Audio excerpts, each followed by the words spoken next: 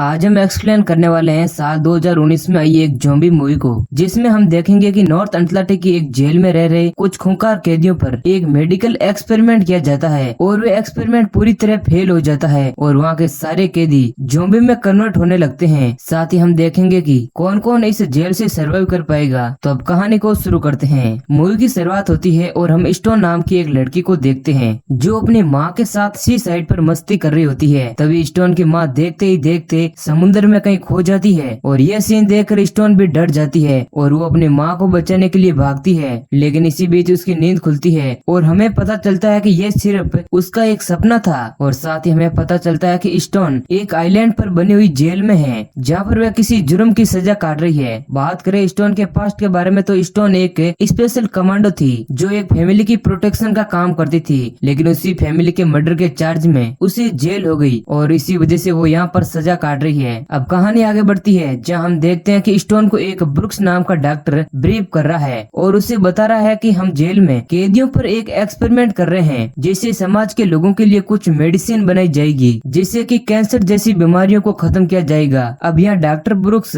Stone को भी उस एक्सपेरिमेंट में पार्टिसिपेट करने के लिए बोलता है, लेकिन स्टोन उसे मना कर देती है। जिसके बाद डॉक्टर ब्रुक्स स्टोन से कहता है कि अगर उसने एक्सपेरिमेंट में हिस्सा लिया तो उसकी सजा कम हो जाएगी, लेकिन बावजूद इसके स्टोन नहीं मानती। जिसके बाद सैनिक स्टोन को वापस उस सेल में ले जाते हैं जहाँ पर वेनम की एक और खूंखार कैदी भी थी जो स्टोन पर ब्लेड से हमला बोल देती है जिसके कारण उसके पैर में चोट लग जाती है। अब स्टोन को यहाँ पर गुस्सा आ जाता है और वह भी उसे मारने लगती है और उसे मार मार कर बेहोश कर देती है। लेकिन इसी बीच एक सैनिक वहाँ पर आ जाता है जिसके बाद स्टोन को कैदी हॉस्पिटल में ले जाया जाता है जहाँ हम देखते हैं कि वहाँ पर बहुत सारे ऐसे कैदी है जिनकी हालत बहुत ही बुरी थी और वो दर्द के कारण चिल्ला रहे थे और हॉस्पिटल के डॉक्टर को इस बात से कोई भी फर्क नहीं पड़ रहा था क्योंकि वह तो सिर्फ अपना ध्यान खाने में लगा रही थी, ना कि कैदियों के इलाज में। तभी हम देखते हैं कि डॉक्टर ब्रेग स्टोन के घाव पर स्ट्रेचर लगाने लगती है, वह भी उसे बिना बेहोश किए। उसकी ये बेरहमी देखकर स्टोन को उस पर बहुत गुस्सा आता है, लेकिन वो चाहकर भी कुछ नहीं कर पाती है। थोड़ी देर बाद वहाँ पर दो ऑफिसर एक पेशेंट को लेकर आते हैं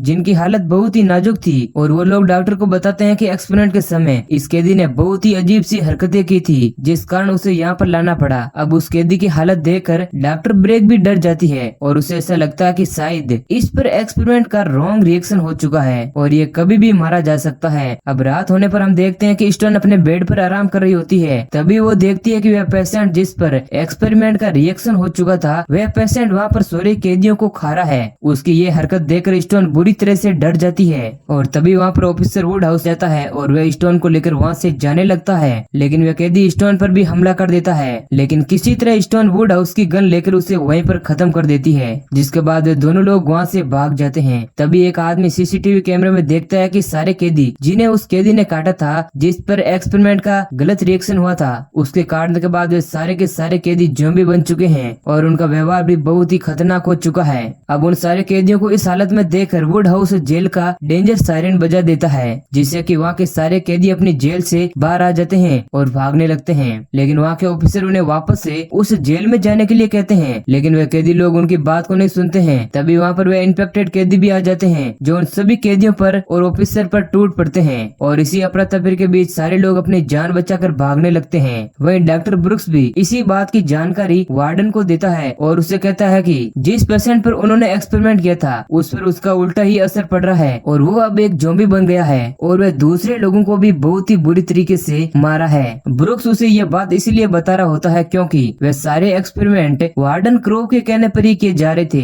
अब वहाँ की इलेक्ट्रिसिटी भी चली जाती है और बचे हुए कैदी और ऑफिसर जेल की वार्डन के केबिन में चले जाते हैं जहाँ पर वार्डन उन्हें भागने के लिए कहती है और उन ऑफिसर को उन कैदियों को खत्म करने के लिए कहती है। लेकिन स्टोन उससे कहती है कि अगर तुमने हमको नुकसान पहुँचाया तो तुम भी उन ज़ॉम्बी से बचकर यहाँ से नहीं भाग पाओगी। और स्टोन सीसीटीवी कैमरे में देखती है कि डॉक्टर ब्रुक्स अभी भी जिंदा है और वे अपने केबिन में बैठा हुआ है। जिसके बाद स्टोन उसे बचाने के लिए जाने लगती है और उसे बचाकर वार्डन के केबिन में भी ले आती है जहाँ पर ब्रुक्स कहता है कि ये सब उस एक्सपेरिमेंट के फेल होने पर हो रहा है और वो लोग जिन पर इस एक्सपेरिमेंट का ट्रायल किया गया है वे अब किसी भी हालत में नहीं बच पाएंगे। तभी स्टोन वार्डन से कहती है कि हमें यहाँ से बाहर निकलना होगा, लेकिन वार्डन बताती है कि जब तक हम यहाँ की मेन टेलीकॉम लाइन को जोड़ नहीं पाते तब तक हम हेड वार्नर में इंफॉर्मेशन नहीं पहुँचा सकते हैं और तब तक हम यहाँ से भी बाहर नहीं निकल पाएंगे। लेकिन तभी हम देखते हैं कि ऑफिसर वुड हाउस भी अजीब सी हरकतें करने लगता है और स्टोन समझ जाती है कि उसे भी किसी ज़ॉम्बी ने काट दिया है, इसी कारण वो भी ज़ॉम्बी बनने लगा था। अब स्टोन उसे एक अलग कमरे में ले जाती है जहाँ पर उसे चेयर से बांध दिया जाता है और ना चाहते हुए भी उसे वुड हाउस को मारना पड़ता है और उसे मार के स्टोन बहुत ही उदास हो जाती है और वापस वार्डन के रूम में जाती है। तभी वे लोग सीसीटीवी में देखते हैं कि मेन गेट पर भी कुछ लोग खड़े हुए हैं जो अभी तक जिंदा बचे हुए हैं, जिन्हें ज़ॉम्बी ने इन्फेक्टेड नहीं किया है और वो लोग गेट के अंदर आना चाहते हैं और उनमें कैदी ब्रूचर की बहन और उस वार्डन की बहन भी होती है, जिस कारण वो लोग उन्हें बचाने के लिए बाहर जाते हैं। लेकिन इस दौरान बहुत सारे लोग मारे भी जाते हैं और उनमें से सिर्फ क्लोई नाम की लड़की ही बच पाती है। क्लोई अचानक से ये सब कुछ देख सदमे में थी और तभी सब लोग देखते हैं कि बाहर अब कोई भी नहीं बचा है और वो सारे लोग अब वार्डन के रूम से निकलकर जेल के आइसोलेशन रूम में जाते हैं। और वहीं एक और हम देखते हैं कि ऑफिसर लिनन और एक कैदी रस वहाँ से अकेले ही बाहर निकलने का प्लान बनाते हैं, जिसमें वो लोग एक बोर्ड से वहाँ से उन सभी लोगों को छोड़कर चले जाएंगे। इधर वार्डन क्रो को लगता है कि अब वो लोग इस जगह से नहीं निकल पाएंगे, जिसके बाद वो अपने आप को खत्म करने की सोच अपने सिर पर गन रख लेता है। लेकिन तभी वहाँ पर स्टोन आ जाती है और उसे ऐसा करने से रोकती है और क्रो के एक्सपेरिमेंट के लिए उसे बहुत ही भला बुरा सुनाती है और कहती है कि इस सिचुएशन के लिए वो और उसका वो घटिया एक्सपेरिमेंट ही जिम्मेदार है। तभी वहाँ पर वार्डन की सिस्टर भी आ जाती है जो अब इन्फेक्टेड हो चुकी थी। उसे वहाँ देख स्टोन उसे मारने ही वाली होती है, लेकिन क्रो उसे रोकती है और कहती है कि अगर उसने उसकी बहन को मार दिया तो वो कभी भी यहाँ से उन लोगों के निकलने में मदद नहीं करेगी, क्योंकि उसकी ही आवाज सुनकर हेडक्वार्टर से उन लोगों को बचाने के लिए रेस्क्यू टीम आएगी। जिसके बाद स्टोन उसे नहीं मारती है और वो वार्डन से यहाँ से निकलने के लिए रास्ता पूछती है, जिसके बाद वार्डन बताती है कि वो लोग सिर्फ हेलीकॉप्टर से ही इस आइलैंड से निकल सकते हैं और इसके लिए हमें मेन लाइन को जोड़ना होगा, जिसके लिए हमें इलेक्ट्रिसिटी की जरूरत होगी। जिसके बाद हम देखते हैं कि सभी लोग उस जेल में बिजली सर्च करने लगते हैं और तभी वहाँ पर लिनन और रस वहाँ आकर उन सभी लोगों को गन पॉइंट पर लेकर धमकाने लगते हैं, क्योंकि वो लोग अकेले ही वहाँ से निकलने की फिराक में थे और इतने सारे लोगों को वो बोर्ड पर नहीं ले जा सकते थे और यही कारण था कि लिनन और रस उनको धमका रहे थे। और इसी बीच वार्डन की सिस्टर एलिजाबेथ लिनन पर अटैक कर देती है और ब्रूचर अपने गन से उसे वहीं पर मार देती है और वो लोग उसे इलेक्ट्रिक चेयर पर बैठा देते हैं, जिस कारण उसकी वहीं पर मौत हो जाती है।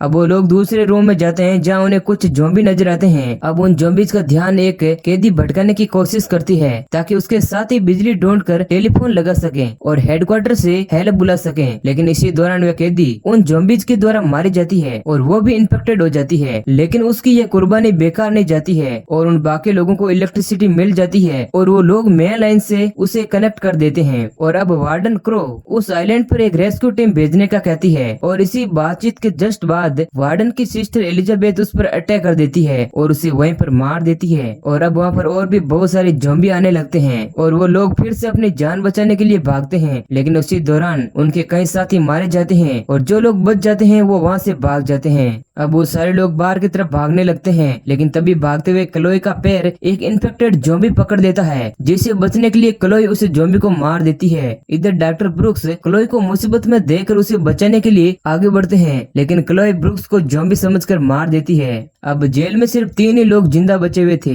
जो अभी तक सरवाइव कर रहे हैं और अब स्टोन बाकी के लोगों को एग्जिट गेट की तरफ चलने का कहती है और वो लोग आगे बढ़ते हैं, जहां हम देखते हैं कि वह कैदी मोसेस अभी भी जिंदा है और वो इसी दौरान ब्रूचर को भी काट लेती है, जिससे वो इन्फेक्टेड हो जाती है। और अब क्लोई देखती है कि उसकी बॉडी में भी कुछ अजीब से परिवर्तन आ रहे हैं, क्योंकि जब क्लोई का पैर उस इन्फेक्टेड ज़ॉम्बी ने पकड़ा था तब उस ज़ॉम्बी ने क्लोई को इन्फेक्टेड भी कर दिया था, जिसके बाद ब्रूचर उसे अपने साथ इलेक्ट्रिक चेयर पर बैठा कर उसे मार देती है। और ये सब कुछ देख स्टोन इमोशनल हो जाती है और किसी तरह वो वहाँ से अपनी जान बचाकर बीच पर भाग आती है, जहाँ रेस्क्यू टीम आ जाती है और वो लोग स्टोन को अपने साथ हेलीकॉप्टर में ले जाते हैं, जहाँ पर स्टोन को एक व्यू आता है कि वो अपनी माँ के साथ इसी बीच पर एंजॉय कर रही है। और जब उसका विजन टूटता है तब हमें पता चलता है कि स्टोन भी अब ज़ॉम्बी बनने लगी है, क्योंकि भागदौड़ में एक ज़ॉम्बी ने उसे भी काट लिया था। और इसी सीन के साथ मूवी एंड हो जाती है। तो ये कहानी अगर आपको पसंद आई है तो वीडियो को लाइक जरूर करें। ऐसे ही और वीडियो पाने के लिए चैनल को सब्सक्राइब करें।